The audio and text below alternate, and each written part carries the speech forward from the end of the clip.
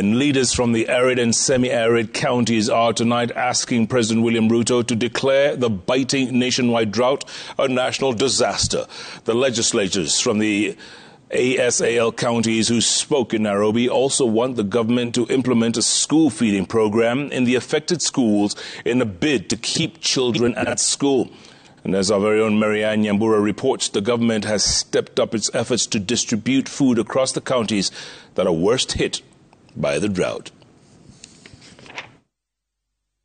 The biting drought across 29 counties continues to worsen as millions of people face acute water and food shortage. The weatherman's prediction that the October-November short rains will fail ringing true. Leaders from arid and semi-arid counties are imploring the government to act fast and declare the drought a national disaster. This drought has been with us for the last 4 years. Even the OND 2022 rains have failed. Communities have lost their livelihood, that's the livestock. 70% of the livestock and ASALs have perished due to drought. People are facing very serious food deficiency. Water crisis is being reported everywhere.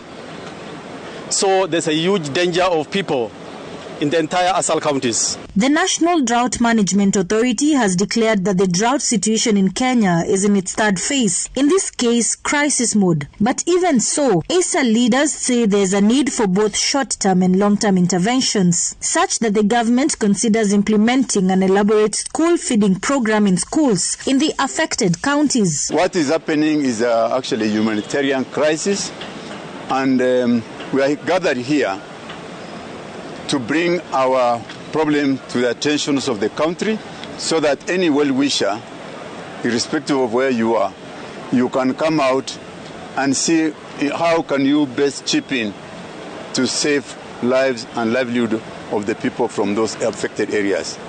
We are in dire need of water, we are in dire need of food. People, animals are dying in large numbers. Of the county. The ASAL leaders' plea coming as the government embarked on a continuous distribution exercise of relief food. Meru, we have also dispersed to Igembe, all the 3 sub-counties, Bore, the 2 of them, Tigania, the 2 of them, and those remaining, maybe which are in Meru Central and North Imenti, we are still in the process of preparing for their food relief. In Machakos County, Governor Wavinya Ndeti and Machakos County Commissioner received relief food that is set to be distributed across the 9 sub-counties affected by the drought. 142,630 households are expected to benefit from the program. We had been removed from the list of the ASAL areas. And if you ask me, that was by mistake. And I want to thank the government, the national government.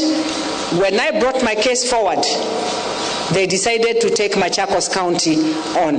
I want to thank them so much, and that is why we're even having food today.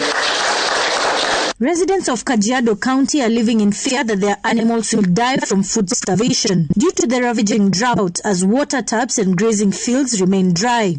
A similar distribution exercise also took place with residents of Loitoktok benefiting from it. Ni kubaya.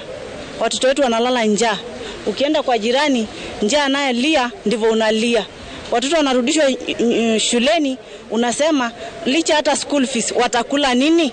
In Garissa, the food distribution exercise continued this week in earnest as farmers in Dadaab, Fafi, Balambala, Ijara and Lagdera received 9,050 kg bags of animal feed. Most of our farmers, you are aware, they are left with very weak animals at home, and these may be lactating cows or even shoats. Maryanne Nyambura, Citizen TV.